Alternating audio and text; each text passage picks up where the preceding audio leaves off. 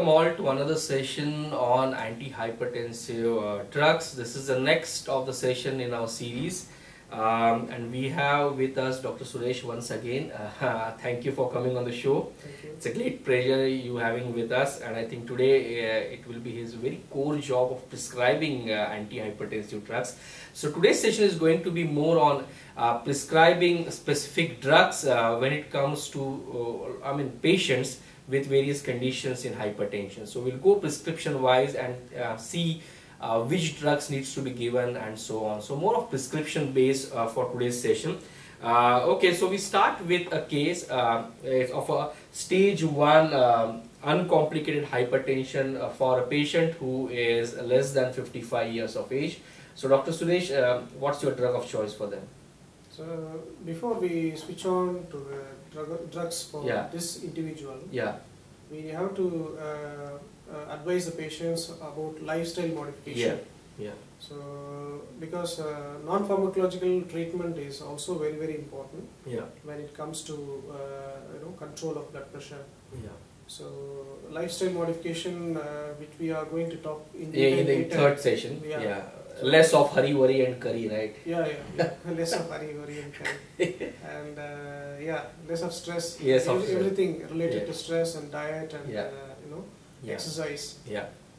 So with that lifestyle modification, we have to add on.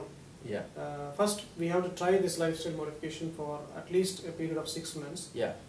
And then record the blood pressure. And if the blood pressure is still not controlled with all the lifestyle modification measures, then we can think of adding a drug, single drug for controlling. Especially with stage 1, right? Stage 1, Stage 1.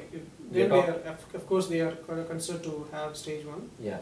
So in that case, we can add if he is lesser than 55 years of age. With stage 1 uncomplicated hypertension. Uncomplicated hypertension, the best drug would be ACE inhibitor. Or in case if he is not tolerating ACE inhibitor, then ARBs, angiotensin receptor blockers, would be the best drug. And if do you want to know? I mean, if he is more than 55 years. Now next comes is the same patient. I mean, a different patient with stage 1 uncomplicated hypertension with the age more than 55 years. 55 years, then we can either choose a thiazide group of diuretics, thiazide drugs, or calcium channel blockers. They are the best drugs. They are the best choice of drugs. Okay, so we go to the stage. Next question to Dr. Suresh is on stage 2 of uncomplicated hypertension in individuals less than 55 years. For stage 2, still we have to follow the lifestyle modification measures. Plus the drug which is already been started. So it will stage 1. In addition to stage 1 drugs, monotherapy which we have added, ACE inhibitors, we can add one more drug. It could be a beta blockers or calcium channel blocker. So we have to monitor with these two drug therapy along with lifestyle modification, whether they are tolerating the two drugs. And we need to monitor if they develop any interactions like that. But usually we have to select the drugs which don't interact with the first drug which we have already started for stage 1. For a patient who is stage 2 uncomplicated hypertension with age more than 55 years? Mostly we have to consider the two drugs could be a thiazide. One of the drugs would be a thiazide diuretic, and in addition we can add calcium channel blockers. Preferably a calcium channel blocker would be a best drug, and or ACE inhibitors also. Because the ACE inhibitors might we can add to that, but whatever it might be, our monotherapy still continues. So we just add on with that drugs. It doesn't make any difference when you come to stage 2. Hypertension. But because we just require more number of drugs. We have to just try and figure out which one suits the patient. But definitely, to make this point very clear, you don't add a beta blocker and a calcium channel blocker again. I have mentioned it in my earlier lecture. So try to avoid these type of major issues.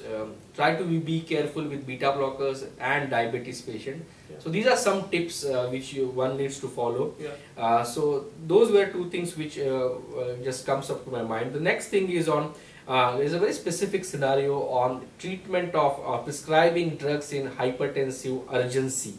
The word urgency here matters something. So Dr. Suresh, something on urgency and drug treatment for urgency? Yeah, first of all, hypertensive urgency is considered to be a situation in which the patient presents with blood pressure of more than 180 by 120. Yeah.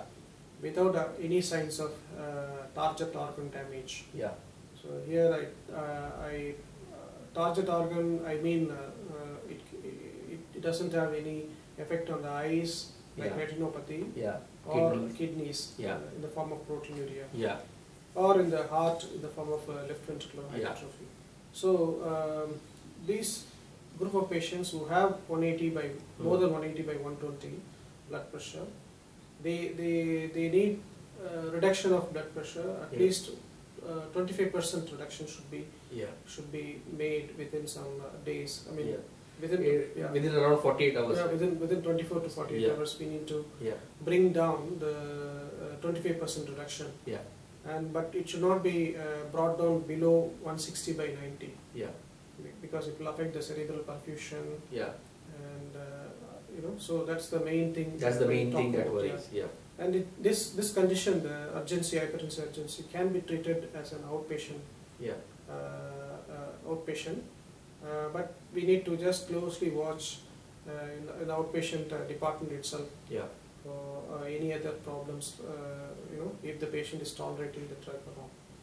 And this actually consists of slow lowering of blood pressure over 24 to 48 hours.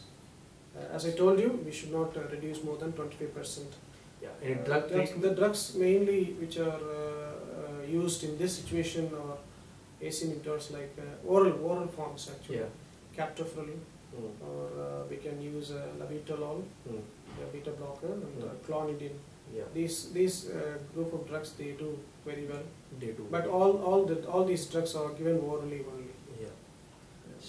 So that's about hypertensive urgency and which drugs to use and so on. The next thing is prescribing of drugs in hypertensive emergency. So we just saw urgency, now we come up to emergency. So Dr. Suresh, you can elaborate on emergencies and drugs for hypertensive emergencies. Hypertensive emergencies, they are situations in which blood pressure is found to be more than 200 by 130. So very, very high blood pressure. Very high blood pressure with signs of end organ damage. So as I told you before, it may have a retinopathy or a proteinuria or a left ventricular hypertrophy. And it warrants immediate reduction of blood pressure. By intravenous administration of antihypertensive drugs.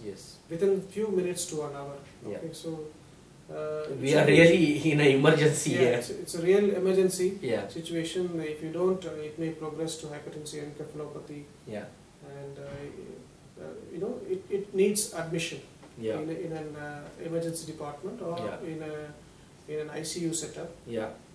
Where it requires continuous cardiac monitoring and frequent monitoring of urine output, the neurological assessment whether the patient is deteriorating. So the drugs which are used in this situation are labetalol, IV labetalol, esmolol, nicardipine, nitroglycerin, IV nitroglycerin, IV sodium nitroprusside, IV hydrolysine, enalaprilat. All these drugs, they do very well in this. So we are just mentioning the drug names, but need to remember that these drugs are given on an IV basis, and not all drugs will be given. Of course, a few of that would be given. I think nowadays they will be using more of labetalol. Nitrates are of course used to extent, but there would be few other drugs like nitroprusside, hydrolysine, and so on. But that depends country specific, physician specific, and so on. Because these are all vasodilators, so will come with their own side effects also, and need to weigh the risk and benefits and then start the drug and decide on which treatment to go and so on. So a real emergency on hypertension and on which drugs will you be seeing in that. The next thing, a prescribing thing is treatment of hypertension with chronic kidney disease. So that's important because we have so many patients with CKD and hypertension. So Dr. Suresh, would you like to elaborate how will you treat or which drugs will you prescribe in patients with chronic kidney disease and hypertension? As I told you earlier in the previous lecture series, ACE inhibitors are the best drugs for treating the patients with chronic kidney disease, especially in the early stage of nephropathy. Yeah. And it can be continued as maintenance drug therapy, provided if there is no further increase in the creatinine level. Serum creatinine should be monitored when you are starting on ACE inhibitor. Before starting the ACE inhibitor, as well as 2 weeks after, and within a period of 6 months. So we have to monitor and rule out there is no further increase of 30% rise in the serum creatinine level from the baseline after starting the ACE inhibitor therapy.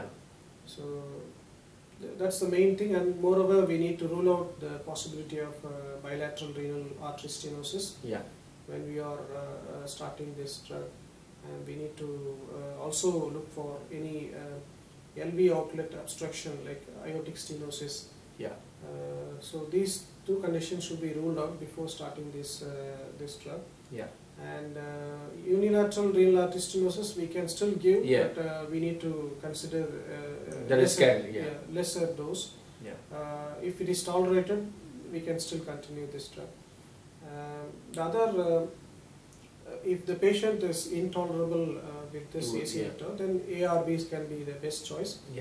The other drugs which are found to be renal safe or calcium channel blockers, where especially when those patients in the nephropathy patients who are already on ACE inhibitor therapy, if they progress to stage 4 and stage 5 chronic kidney disease, then we can try adding, we have to add this calcium channel blockers, which are very, very renal safe, and alpha blockers. And if they are resistant to these group of drugs, to control the blood pressure, we can still add beta blockers. Then considering adding the diuretics. So diuretics may be nephrotoxic in the longer run, in the severe stage of nephropathy. In fact, addition of alpha blockers can also be safe. Alpha blockers, they are found to be safe. When we the second safer would be the calcium channel blocker. After that, alpha blocker can be added to control the blood pressure. Then beta blockers also can be considered in the in the long run. Long run. For controlling. But diuretics, we say no because they are nephrotoxic anyway. So the next thing is on prescribing of drugs in a special condition of diabetes and hypertension. This is so common because these are comorbid diseases, so they come usually and they will hit patients with these two diseases will hit the clinics on a daily basis. So prescribe is very important when you see a diabetic individual with hypertension. So Dr. Suresh, your choice of drugs? For diabetic with hypertension, ACE inhibitors and ARBs, they are the best drugs, as we have discussed earlier in the previous lecture.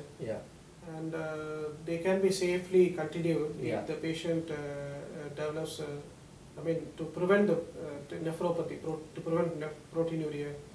So it will retard the progression of proteinuria, and thereby it reduces the incidence of diabetic nephropathy.